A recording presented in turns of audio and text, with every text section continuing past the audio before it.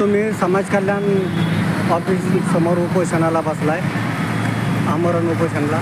काय मागणी आहे तुमची? साहेब, माझं नाव दत्तू नंदलाल लोणे, राहणार सोमापुरी, तालुका अंबड, जिल्हा जालना. आमची प्रमुख मागणी अशी की राजे यशवंतराव मुक्त वसतिगृह योजना काही संस्थांच्या मान्यता रद्द झालेल्या आहेत.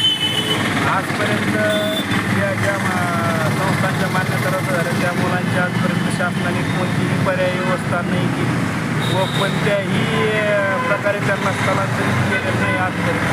आज शाळा उघडून 7 ते 8 दिवस झाले तरी शासन हे कोणत्याही स्तरावर त्या मुलाकडे लक्ष देत नाही.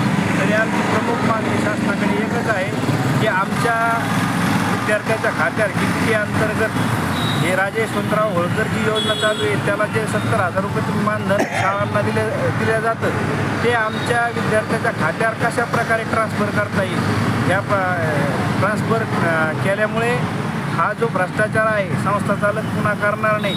वारंवार ह्या घटना घडणार आहे.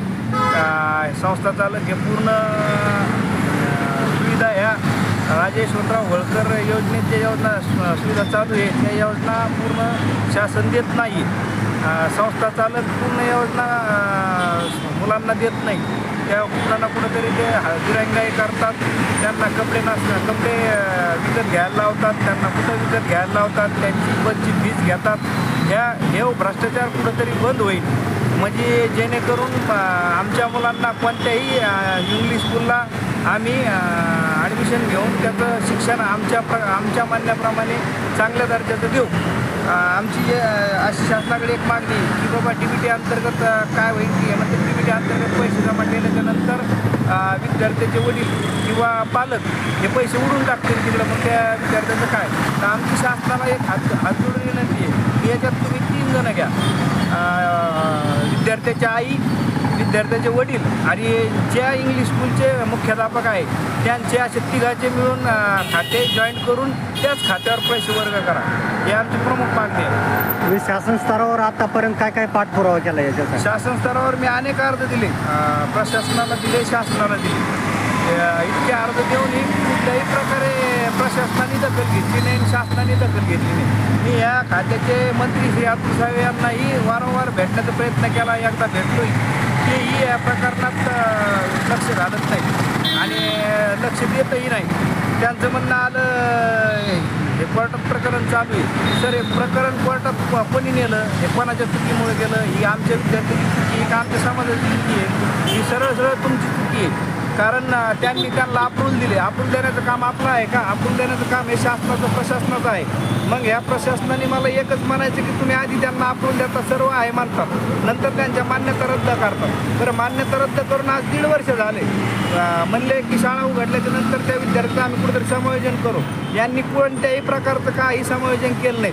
काल त्यांनी एक पत्र काढलं विद्यार्थ्यांना की बाबा तुम्ही यांचं समायोजन करून घ्या. आजपर्यंत पालकाला कोणाला काही सांगितलं नाही, काहीच नाही. यांनी फक्त संस्था चालकाला ते पत्र काढले. मग यांचं काम काय आहे? तिथं जाऊन त्या मुलांना कुठे कोणत्या संस्थेत न्यायचं किंवा कोणत्या संस्थेत टाकायचं हे तिथं येऊन यांनी समायोजन करायला पाहिजे. आमची एवढी मागणी शासनाला की प्रशासन याच्या योजनेत कुठेही लक्ष देत नाही.